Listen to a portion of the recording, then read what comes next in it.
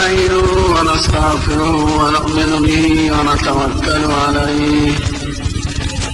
ونعوذ بالله من شرور أنفسنا ومن سيئات أعمالنا من يهده الله فلا مضل له ومن يضلله فلا هادي له ونشهد أن لا إله إلا الله وحده لا شريك له ونشهد أن سيدنا وسندنا وحبيبنا وشفيعنا ورحمتنا ومولانا محمدا عبده ورسوله أما بعد فأعوذ بالله من الشيطان الرجيم بسم الله الرحمن الرحيم ومن أضل ممن يدعو من دون الله من لا يستجيب له إلى يوم القيامة وهم عن دعائهم غافلون صدق الله مولانا العظيم. درس شريف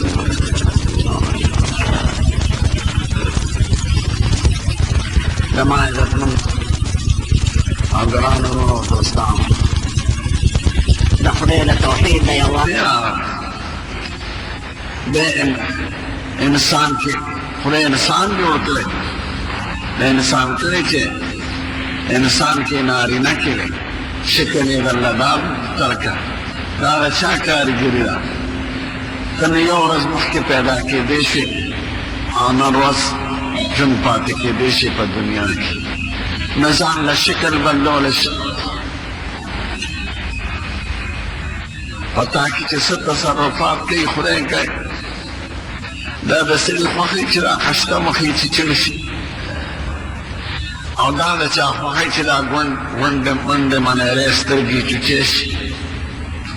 او دا چا مخيط لا پیر وګونه کانش او دا چا مخيط لا نه قامت را کوټش او دا چا مر وخت فرق املا ستا فتوا چا کی چګټي پیټي دا چا تصور کوم تغیري दाता के सोच गए मतलब अच्छा ना उससे अवल काम करोगा दे दे बदन साफ था दे दे नारी नो दे जनानो दे साफ وفي أنفسكم ومن آياته أن خلق لكم من أنفسكم أزواجا لتسكنوا إليها وجعل بينكم مودة ورحمة إن في ذلك لآيات لقوم يتفكرون قرآن شريف کې د خدای د لویوالي او د خدای د یووالي او د خدای د صفاتونو به اندازې بیان دی ځکه چې خدای څوک نه مانی د خدای لویونه مانی د خدای قدرتونه او د خدای صفاتونو نه مانی نو باقي به څه مانی باقي ټولې مسلې خو د خدای په حسنه پورې روانې او د خدای د صفاتونو منلو پورې روان قسم دې که سړی دا سوچ کوي نو دې د بې پرشتیا مسلمان دته په دنیا د حقیقت مخاري چې خو بل چا راوست وراتلو کې من نه په نسب کې اختیار نه مې په کلی کې اختیار نه مې په رنګ کې اختیار نه مې په نارینه‌توب او زنانه‌توب کې اختیار دا نه مې په کوټوالي او لیوالي او زوالي کې اختیار شته زه خو د بل چا په حکم راغلی یم او د بل چا په حکم به زه نه ولیکم گناه مجرم کی جان وقت کی چیزی داده نه د خدای لوی او د خدای قدرت او د خدای استحزام ختم شي نو دې ځان ته الله کی برنسو د بادشاہ دعوی کوي د قوت دعوی کوي یو غاښ درد د ټینګ نه دی او یو د پوزې درد د ټینګ نه دی او یو د سترګو درد د ټینګ نه دی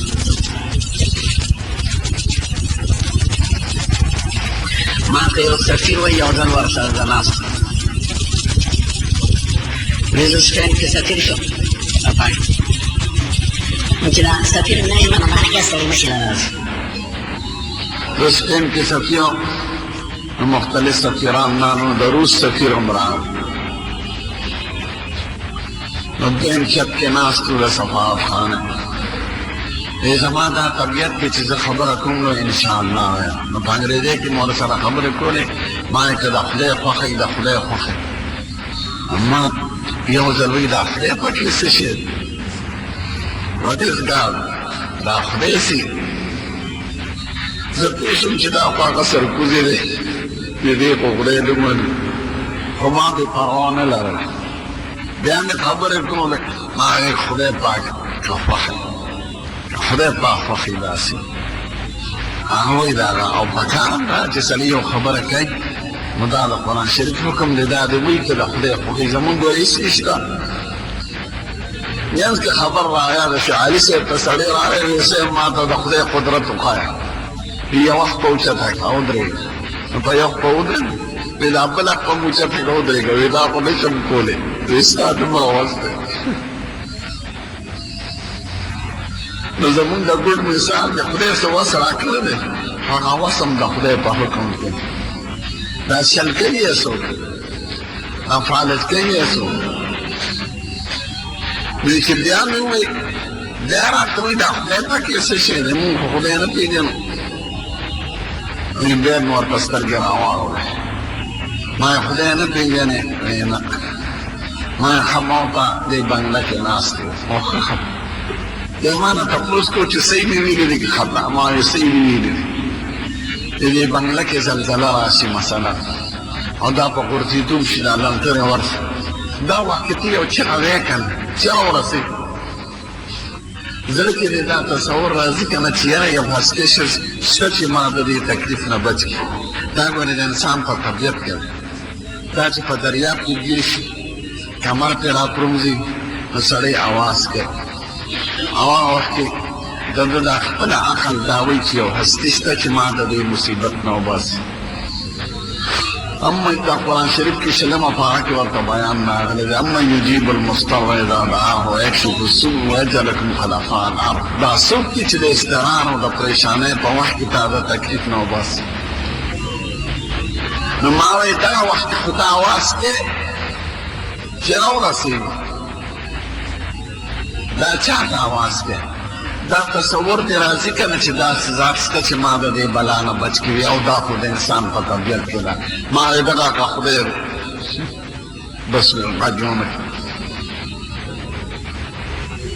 زم روزانه دا مرګونه او ژوند په سړي راځي دا ویني نه د خدای اصلي خو د هرې پاڼې نه څرګنده او چې څوک ځان خر کړي نو خر ما ته وایي صحیح مې ورته ویې ما وایي او صحیح دې ورته ویلي دا ټول روسیان او ټول چینیان خدای مني خو د خدای تصور د خپل لیډر په شکل کې کوي زمونږ خدای لیډر دی کارل مارکس دی انګلیس دی چینیان وایي ماوزېتینګ دی ځکه د هغه فرامین په پټو په دغه ځای په ځای لیکلي موزیتینګ دا ویلي دي او موزیتینګ به مخالفت نه کوي نو د یو لوی هستۍ منل دا د انسان په طبیعت کې دي ځکه انسان په خپل عاجزه دی د سترګو کې وخت کې خفه پوزې وخت کې خفه د غوږ وخت هېڅ د وس نشته انسان نه بیا کمزوری شي نشته نو دې پوهېږي چې یو لوی هستي شته چې دا کائنات چلوي نو هغه لوی هستي دا غلطېږي خلک په شرک کې په دې خدای خو مني ټوله خو د خدای د منلو په تصور کې دی غلط شي ځکه د لوی هستۍ منل دا د انسان په طبیعت کې د خامخا خپل عاجزي ورته ښکاري زه خو نوم به دا چا راوستم او یو شوره د پسپنې او دا مقبرې د چا نه ډکې دا چا مړه کړي نو په هر حرکت او هر سکون کې سړي ته خپل عاجزي ښکاري د ملاستې وخت کې د مده کېدو وخت کې د بیمارۍ وخت کې بچی دې ناجوړه شي ته څه نشي کولی ښځه دې ناجوړه شي ته نشي کولی لوږه در باندې راشي تنده در باندې راشي چغې وې نو انسان خو ډېر عاجز او کمزوری شی دی خو دې دغه وخت کې غلط شي نو د خدای تصور کله د بت په شکل کې وکړي کله د لیډر په شکل کې وکړي کله د بادشاه په شکل کې ابراهیم علیه السلام در کوټوال نه خو خدای ښکلې مبارک پیدا کړي هوښیار ماشوم وله مور ته وایي مور ستا خدای څوک دی ای بچی ستا پلار زما خدای دی زه تر دې هستي خو به خامخا منم دی زما د پلار خدای څوک دی بادشاه صاحب میرا بادشاہ سو خدای دی بس چپ شوی چپ چپ بادشاہ سے بادشاہ کو انسان پشان ڈبا دو ڈک وہ خوراک پڑے تو نور بسی دا عام انسان او دا بادشاہ سے فرق کہ جامعے بے اقواری دیاری او دا ساک پدے بٹی پر صرف پری نور بس اغم دا غاق تر تو دا تنگینی او دستور دا در تو دا تنگینی نو دا بادشاہ استاذ سے فرق تے پہ انسانیت دا انسان تا حیثیت کو طول برابری نیو چپ شا بچے نو بسو دے او قرآن شریف کی داگو بحث سمجھے کر قوم کے چاہتے ہیں اولا دینا لک دے اسپاو ستوریو دے پیدا ہم خدیر آگئیوی آو مجھے ستوری ڈوب شوی دا سنگا خدیر دیکھو پناشا دیما دا کائنات و دا مخلوق حفاظت سوکی مجھے سپونے آو خدیر فلما رأى القمر بادرا قال هذا ربي سپونے ولید ویدان خدیر نجر آغیوی آو نجر دب شوی فلما فلقار انہی لا احب العافلین چی دب شوی دب چی پتیار کی لاشیا بسقوی ابدا مخلوق سے امتناؤ نو خدیوی فلما رأى الشمس بارعة قال هذا ربي هذا اکبر فلما فلق قال يا قوم إني بريء مما تشركون إني وجهت وجهي للذي فطر السماوات والأرض حنيفا وما أنا من المشركين تنور يقول النور سرگن شوی دا خو پکی غټ ستوری دی دا هم خدای دی زمونږ نه ځکه هغوی به ستورو ته خدایان دی او د ستورو په نوم یې بتخانې جوړې کړی اوس هم ډېر خلک مر ته خدای چې نور ډوب شوي دا به څنګه خدای چې ډوبېږي او فنا کېږي زما حساب ته توجه ده چې هغه د دې په خپله خالق دی دا ستوري چې پیدا کړي دي او نور یې پیدا کړي دي اسمان او ځمکه یې پیدا کړي وحاجه قومه قال تحاجوني في الله باس ورسره قوم کې ماته ورته مې تاسو راسره د خدای کې باس کوئ زه ستاسو د خدایانو نه نه یېرېږم څه چې کوئ نو بوتان دې راوړی رابس تاسو زما د هغه لوی خدای نه نه یېرېږئ او زه ستاسو د فرضي خدایانو نه ویېرېږم نو د خدای منل او د خدای د هستی وجود خو چې سړي هوښیار یا غصب دوکه کولی نشي دا ته ځکه یم چې ډېر لیډران دي په پاکستان کې هغه خدای نه مني ګوره ځان ته مسلمان و خدای نه مني یا نه دا خلک وایي داسې او دې ګاډي به خبر شي چې پوزه نه پرېږدي او خبر ته ورسه چې مني که نه مني وګونم در نه پرېږدي پوزم در نه پرېږدي بیا به وایي چې هغه خدای خوښ ستاسو حیثیت کې فیضونه ټول د مدسماتې ډکې او سهار وختي په پټي کې اودسماتې ته کښېنې چې خر ته ټوپ نشي والی ستاسو حیثیت دی که لیډر چې نو څه چله شو خان چې ځمکه دی شهزادان دی شو حصې نه د خدای عجیبه نظام دی دا مالداران لیډران بادشاهان ټول بربند پیدا کوي د مور نه چې پیدا کېږي څه ورسره او چې بیا مري څه ورسره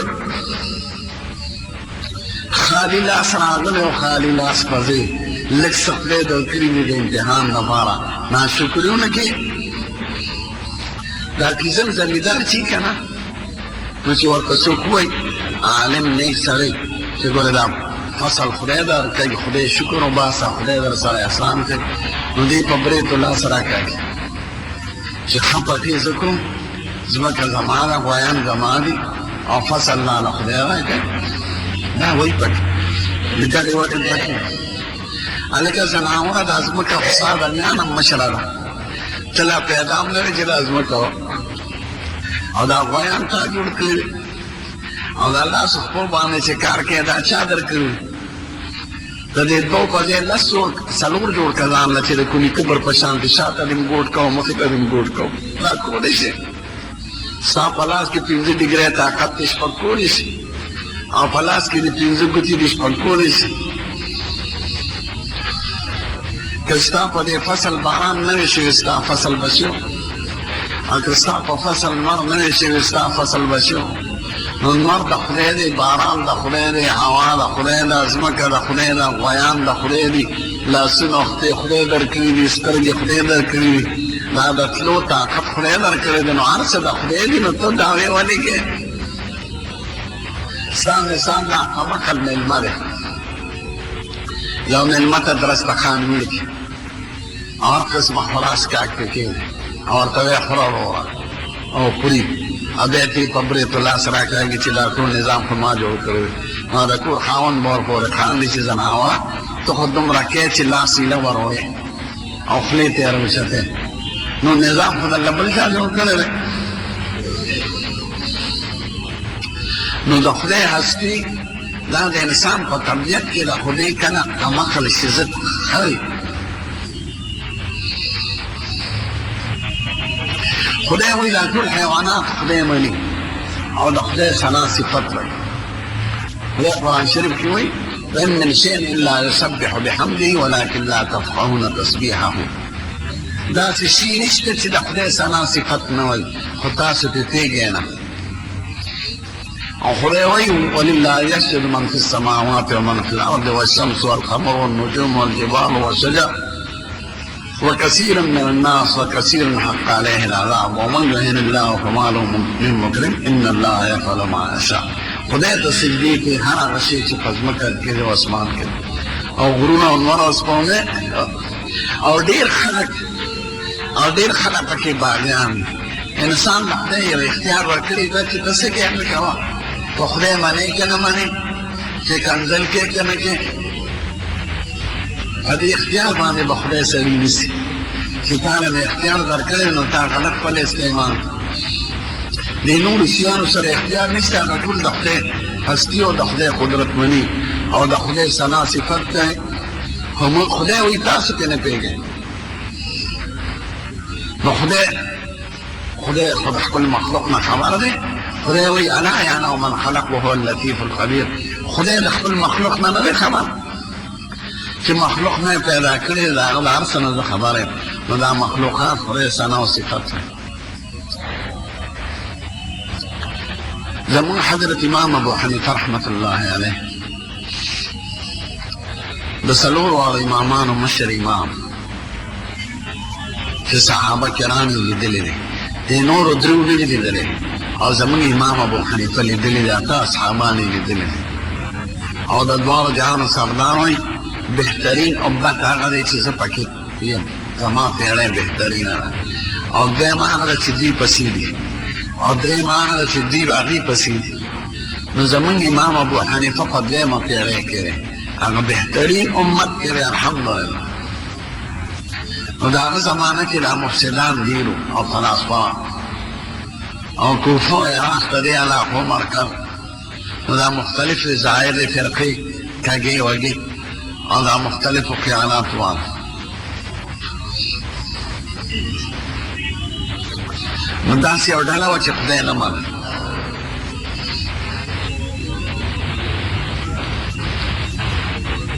هر قسمه خلک د امام ابو حنیفه سره بحث مقرر.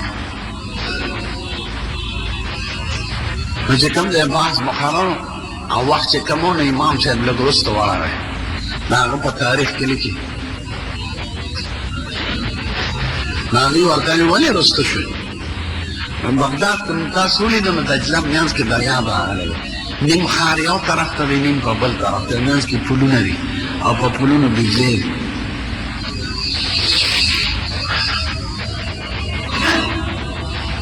ویره کشتۍ نه وه، نو زه لږ ایثار شم. نو کشتۍ جوړه شوه، ویې څنګه؟ و اونې نه وي څانګې را پرېوتې په خپله، او د څانګو نه تختې جوړې شوې او د تختو نه کشتۍ جوړه شوه او کشتۍ په دریاب کې ودرېده او زه پکې راسور شم او کشتۍ نیغ په نیغ په یعنې اوبو نوړه ځان سره نیغ په نیغ د یوې غاړې نه بلې غاړې ته راورسولو. هغه ورته وایي دا څه خبرې کوې؟ نه بیا کړو څانګې په خپله پرېکړې شو او تختې ته جوړې شو او کیسې ما په خپله ولیدې، ګټونه وه د هغې نه څانګې وړې بلې شوې. او تختې جوړ شو کشته جوړ شو نه دا مونږ نه مونږ وی خدم را خو نه منه چې یو کشته دې په خپله جوړه شي نو نه څانګې را پروسي او تختې دې جوړې شي او کشته دې تیاره شي او بغیر سنګاونه او بغیر د ماڼۍ نه دې نیغ په نیغ روان دی او دا لوی کائنات وینې او دا منی چې دا خو جوړ دی خو د دې جوړونکي نشته ځکه دا خلک خو په دې پوهېږي په مثالونو نو ټول چپ شو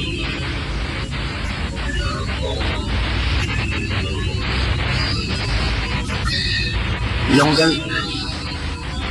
امام ابو حنیفه رحمت الله علیه مناقبو کې لیکي چې لیله زلمی هلک و دا طالب یو سړی راغی داسې دهر کې زه د مسلمانانو نه تپوس کوم بغداد ته بعض قسمه خلک راتل ځکه بغداد دارالخلافه و د عالم اسلامي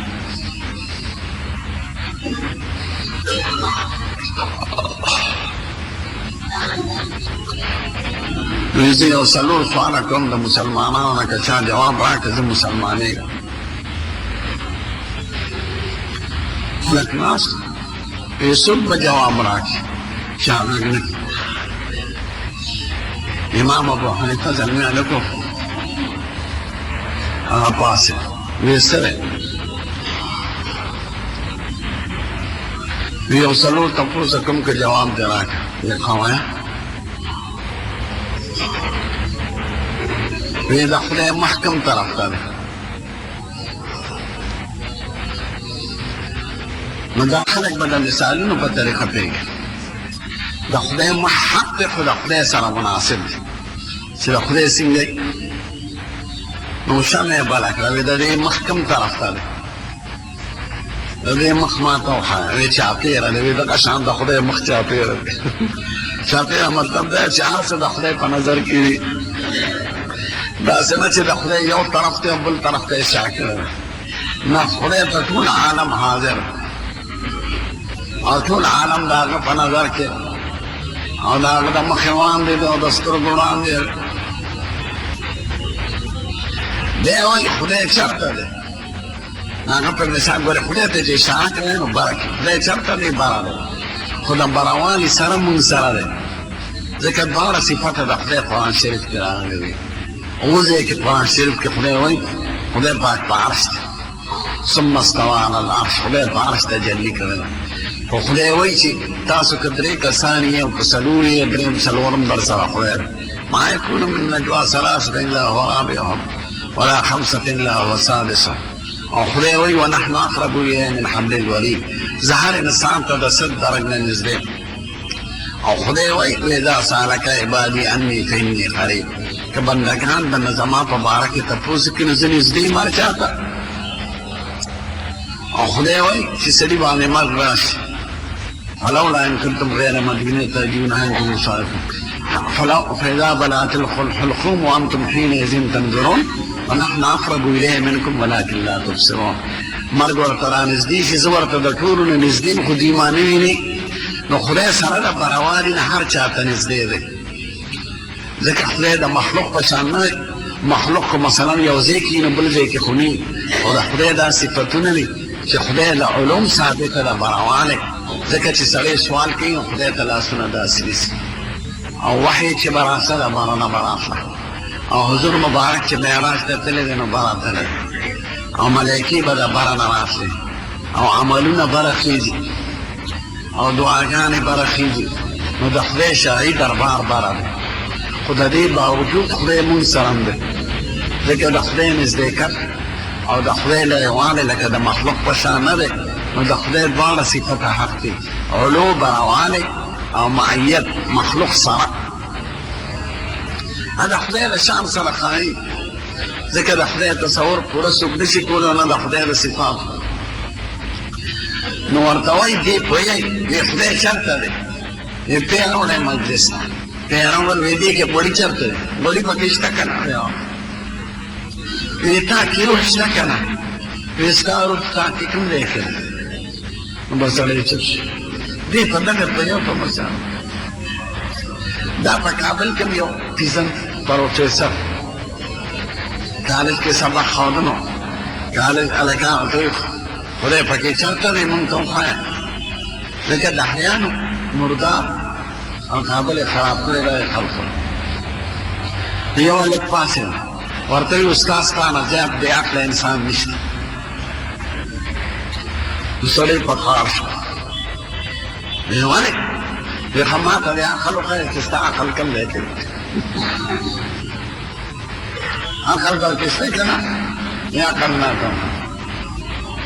روح په انسان کې شته که نه تا کې روح کم دی کوي نو درې په یو په دې طریقه بیا وایي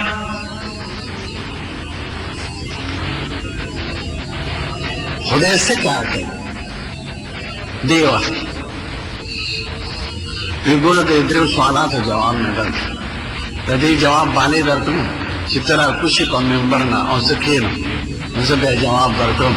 ځکه ستا حیثیت د سائل دی تپوس کوونکي او زما حیثیت د جواب ورکوونکي دی نو جواب ورکوونکي خو اوچت دی نو راکوشي او امام ابو حنیفه کې را وی خدای دا کار وکړه چې ستا غوندې سرکوزي راښکته کړو زما غوندې وړوکي طالب یې بره کړه نو سړي توبه وکړه چې سړي هوښیار یې څوک یې نشي دوکه کولی خو دا تیزم خلک دوکه کېږي ځه په غلطو خبرو یو بوډۍ ښځه سرخې ته ناسته سرخه پېژنې په پخوانو کورونو کې به د مالوچو نه تارونه جوړوي داسې تاوئ او ماشوره تیارېږي دې مالوچو ته پاغونده وایي نو د پاغوندې نه پڼسې جوړېږي او دا سیخ نه تاوېږي دوب او هغې ته دی ماشوره وایي نو دا ښځه سرخه کوي یو سړی داسې راغی وی تروړی خدای شته وی ولې نشته بچیه وی تا خدای لیدلی وی نه وی ته د خدای راسه نه معلومې وی زه خو دې سرخې نه معلومم زه یو ښځینه یم ښځه یم او پاغونده مې لاس کړه دا سرخه چې تاوم نو د هغې نه تار جوړېږي پنسې او د دوک نه راتاوېږي ماشوره تیارېږي او ټیک ټاک روان دی هر څه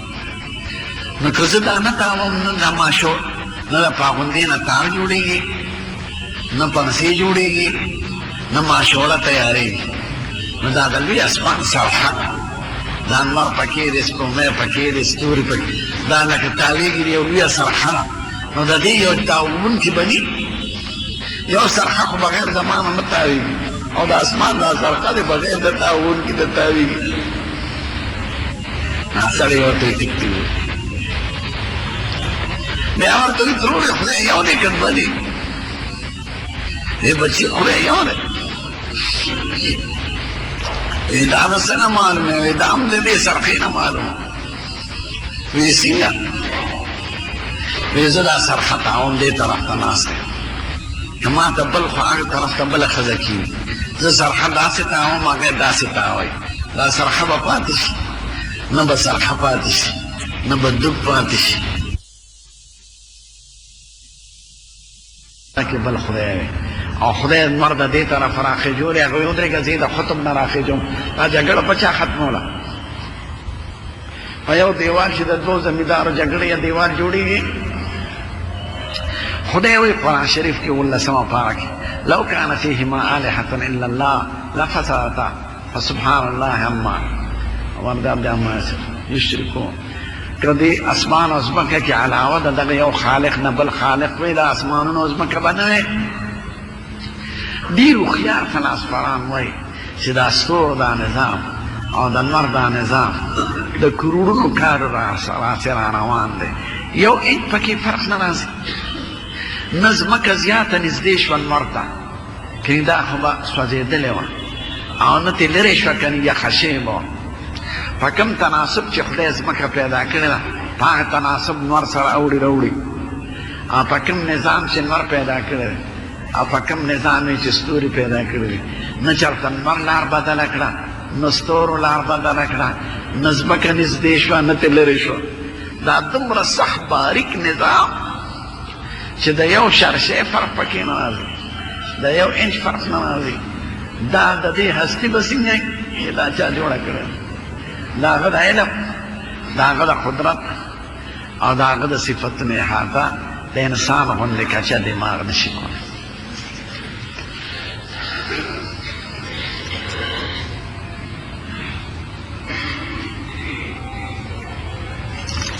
زموږ پېښور ښار کې ملازمت کوم او کلی مې لږ ورسک روډ باندې دی نو چې سفر کوم د کوم ځای نه به شروع کوم چې کوم ځای کې د استاستوګنی او د هغه کلي ښار نه وځي که د ښار کې استوګنه دی او چې د ښار نه وځي اخري دغه چونګي پورې یا سوکۍ پورې نو هغې نه پس ستا سفر شروع کېږي ورسک روډ خو د پېښور سره متصل دی جدا نه دی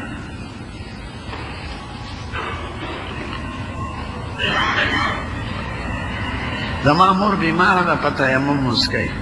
خو تلاوت هم کول غواړي هغې چې په کم تیمم باندې مونځ کولی شي نو تلاوت هم پرې کولی شي چې معذوره نو هغه تیمم کافي ده د غلا وخت کې قتل شي چې دی مسلمان مړ دی که غیر مسلم نه که غلی حلاله نه ګڼلې نو مسلمان دی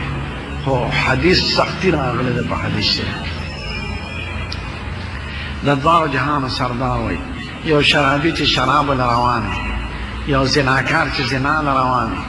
یو غل چې غلا له روان وي د ده نه ایمان اوچت شوي په ایمان پې لکه د چترۍ په شان بری د ګناه نه پس ورته ایمان راځي خو ډېر ډنګاډول ایمان نو کافر خو ورته نه شو ویلی خو ډنګاډول دی په وخت کې مړ کېدل دا لږ خطرناکه خبره ځکه ډېر علما وایي هغې د ایمان نه خالي دا ډېر مردار چې غلا کې لاړ شي مړه شي هسې هلکه خدای دې تا غر کې د دنیا دې ژوند کې دې څه وګټل غلا دې وکړه ډاکې دې وکړې څه چلو شو د هغې نه خو نسوار خرڅول ښه دي مړزان خرڅول ښه دي ګونګړي خرڅول ښه دي ژوند دې بې اطمینان او مرګ دې راغی مرګ ژوند خو ډېر قیمتي شی دی کوم ځای کې مړ شي سپېره دا ډاکوان مري سپیانو سره مقابله کوي نو داسې وخت کې چې مړ شي مردار دی چې سړی مړ شي بس خطرناکه خبره ده ځان لمونځ کوي که نه او سجده سهو پرې راشي نو دواړو طرفو د سلام وګرځوي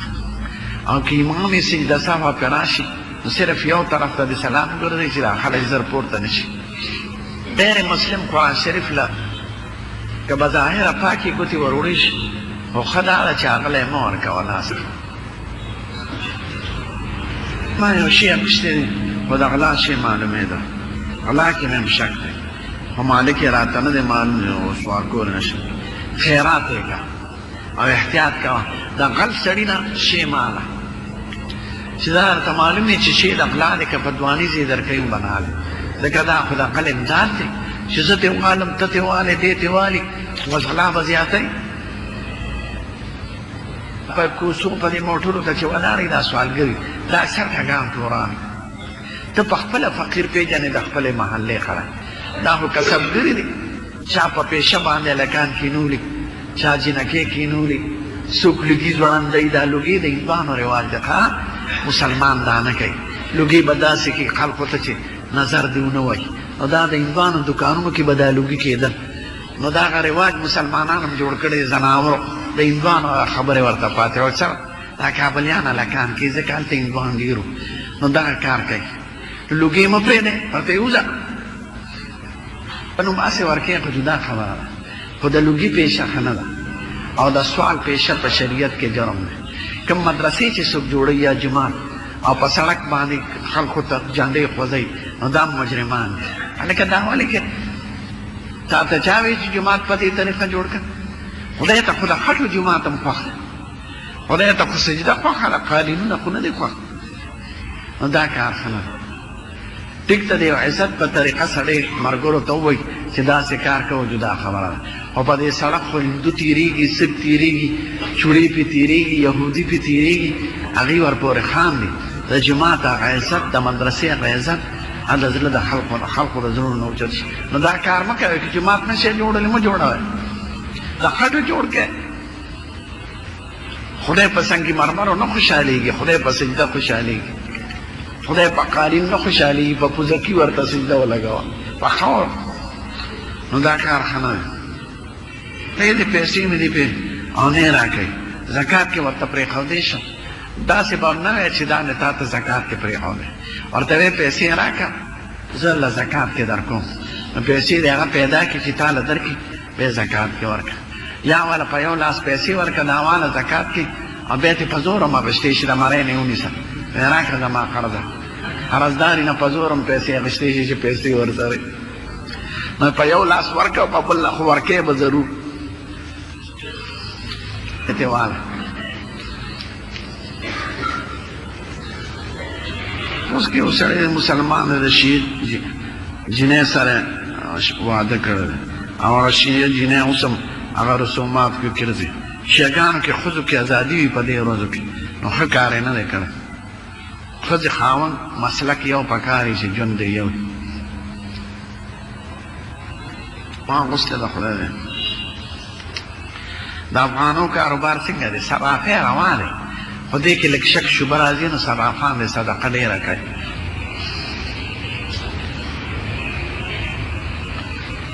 که د امام مخکې ستره ولاړې، مثلا لرګي ودرېدلي او د صفونو مخکې ته تېر شي، نو خیر دی، ځکه صفونه ټول په ستره کې د امام تابع دي. ګړی په ښي لاس اچول سنت دي که په ګس؟ دا د حضور زمانه کې نه وه. ګوته راغلې ده، ګوته په ښي لاس کې م راغلې ده او په ګس کې م راغلې. حضور پاک په ګوته په ښي کې م اچولی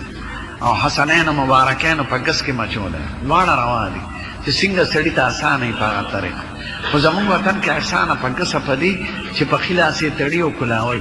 او چې په ښي وتړئ نو په ګس ګرانه شي لږه. بل ښي لاس سړی خوځئ، لرګي پې ماتئ، کاڼې پې ماتئ، نو ګړی ته نقصان نه سي. کني روا دواړه دي، یو ته سنت ویل دا نشته، په ښي دې نه واچوله او که په ګس کې واچوله. تجویده قرات نه تلاوت کې ثواب شته ښه، خو په کار دا ده چې قرآن شریف کلمې سړی صحیح وایي، که غلطې وایي نو بیا دې مجرم دی. دومره ضروري دی، فرض دی چې قرآن شریف پې صحیح سړی ووایي. بغیر تجوید هم که تجوید قاری نی خو قرآن شریف صحیح وایي، غلط نه وایي، داسې غلطي چې معنا پې باطلېږي، نو مونځ ورپسې کوه.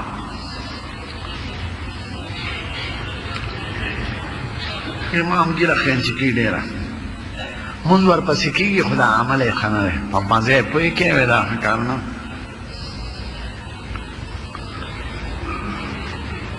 یو ځان ته سید وایي او بندونه او تارونه کوي، نو دا عملیات دي. که سنت یې ګڼي نو خو مجرم دی، یا دروغ وایي نو حرام خور دی. دا تعویزګري اکثر ټګانې دروغجن. بعضې خلک ګیره خري دلته په زه نه پرېږدي، دا د قادیانانو ګیره ده ښه، شریعت کې دا نشته. یا خو پرېږدی یا خریل خو درته نه شم ویلی، خو ټوله دې سړي پرېږدي، داسې نه چې باقي وخورئ او دلته پرېږدي ځونډې. دې ته ماډرن ګیره وایي.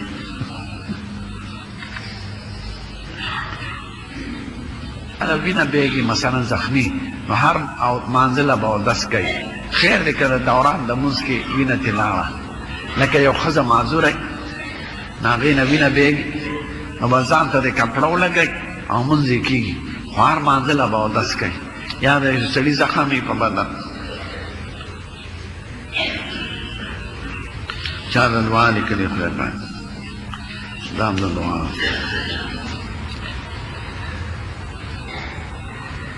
میاره او ښځی دواړه د یو سړي کوي. که دی مطلب وي چې یو جنۍ ده او یو یې میرانه مور ده، دا دواړه د یو سړي په نکاح کې راتلی شي او راتلی شي، خو دا لور یې د بلې ښځې نه پیدا وي. مثلا نو یو سړی مړ شي، د هغه یوه ښځه ده، یو یې لور پاتې ده، خو لور یې د دې ښځې نه ده، د بلې ښځې نه کولی شي. د علي صاحب ټبر او د علي صاحب یوه لور حضرت حسن یو زوی کړی، ښځه دومره زړی چې سینه کې پیني، 8.5 کالو ته رسېدلي. نو هغه ماشوم سینې ته واچوي که نه، نو په هغې هغه رضا نه ثابتېږي، چې ښځې دا یقین وي چې زما سینه کې پی نشته. بانډونه اخیستل څنګه دي؟ بانډ خو د پیسو یو شکل دی، خو په هغې فایده اخیستل سود دی. 10 روپو باندې په 10 روپۍ بدل کې ټیک ده، او که 10 وي دا په انعام راووته نو تا کشمیر فتح کړی دی څه چې انعام علی. خو دا هغه ډېر سودونه راجمع کړي یو سړي له یې ورکړي. د بانډونو کاروبار دا سودي کاروبار دی. څه کبان دي دی نوتین کې خرڅېږي، سر یې ترې پرې کړی. دا مخکې به چې کب دی نو کب روان دی. د کب ټول قسمونه روان دي چې مچھلي ورته وایي. کبونو کې خو د دریاب عام څیزونه روان دي، خو زموږ مذهب کې د دریاب کب روان دی او مارمهی. نو دا کب دی، کب شکل دی.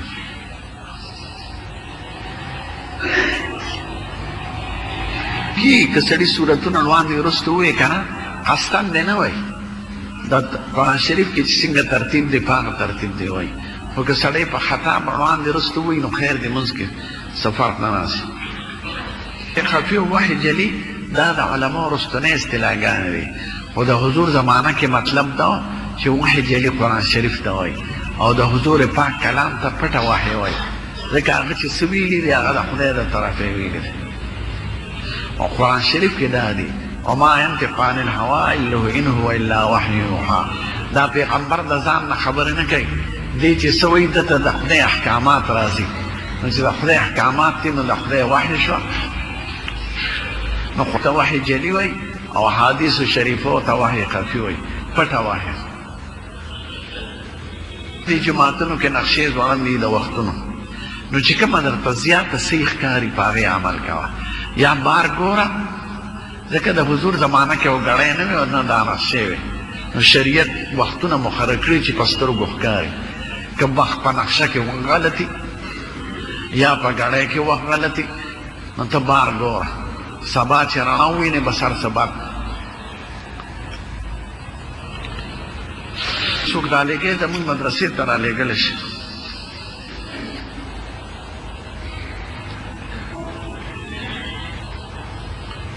ویزه په خرڅول روا دی، خو ورسره به نرخ د اوس نه کوي، نامعلوم به نه پرېږدي. ماله به 14,000 روپۍ راکړې، خیر دی په 2 کاله کې راکړه، په 3 کاله کې. او ته داسې نامعلومه خبرې چې ګټه کوه نیمه ستا او نیمه زما، او ویزه درله ظالم، نو دا نامعلومه خبره ده. نو دا عالمان د فقه خوښوي نه.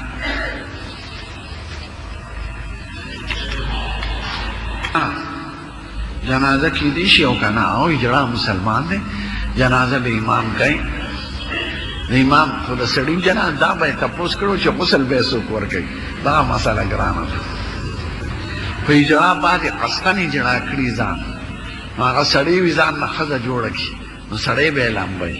او که ښځه یې ځان نه سړی جوړ کړي نو ښځه به یې لامبوي. خو که خنثی مشکلي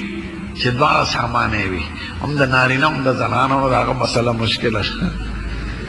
بیا دې وله وي وینځه والي او وینځه دې ورته وبخي، بیا بیا هغه ولامبوي. امیر علي تاریخ څنګه دی؟ ما نه دی کتلی. د هغه یو کتاب دی روح الاسلام نوم دی. نو پته نه لګي بعضې تاریخدان هغه خپل تعصب یې پکې، نو هغه صحیح واقع په غلط رنګ کې پیش کوي، بعضې غلط په صحیح کې پیش کوي. نو تاریخ کې اکثر د لیکونکي دخل. ما دا کتاب نه دی کتلی. یو سړي زما په نوم پیسې داخلې کړې دي په بینک کې، خو سود یې علي. نو تا به ورته وایي چې د سود په وجه زما په نوم به داخله وکړه، په ګناه کې خو ستا هم امداد راغی.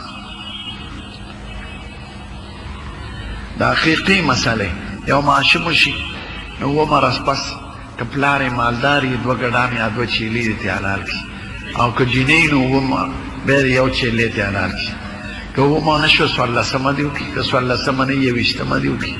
که روز ته ورځې تېرې شي نو چې په کومه ورځ پیدا شوي د هغې نه د 1 ورځ مخکې وکړي، دا به 9 راځي. که جمعې په ورځ شوي نو جمعرات په ورځ دې وکړي، او که جمعرات په ورځ شوي دی بد په ورځ دې وکړي. نا به مراد او پیر شو ته خیر دی بیا چار وخت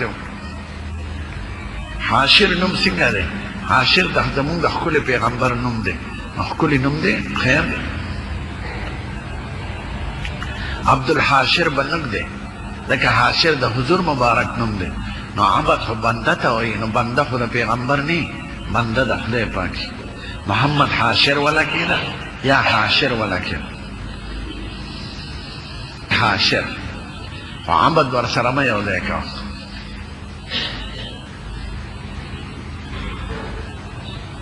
من کلی کې یو ماشوم مړ شو نو قبر نه به چغې راتلې دا سم د خلکو خیالي خبرې وهمي او کله د قبر کاڼې سره شي او تور شي ماشوم په څه دی دا فرضي خبرې اکثر دا زړې ښځې مشهورې دا رواجي د زیارتونو د وهمي دا زاړه قمقل شیخان بې علمه یا دا زړې ښځې پودړې دا خبرې خورې ډېر چې خلک پرې رامات شي او دا منجوریانې دا خبرې منجور خو آمدن کې خیالي دا کرامتونه فرضي لکه مزار شریف په کابل کې دا علي صاحب یې دروغجنه دا ورته چا وایي نو دا سوداګر دا دکاندارانو دا به وایي فلان کلی یې دا وکړو فلان کلی یې دا وکړو نو خلک په شرک کې مبتلا کړي او خپل کاروبار یې روان کړي نو اکثر دا منجوریان دروغجني حرام خواره چرسیان نو په هغې باور مه کوه دا دروغ دی خدای منځ او دسر علیږلی خدای ته منځ وکړه برکاته منځ وکړه دعا وکړه دا خبرې دا منجوریان کوي چې د هغې د آمدن یو ذریعې هېڅ وجه یې نشته فرضي خبرې دي پیغمبر نه لوی ذات شته د هغه د قبر نه چغې ځي لوی لوی اولیا ښخ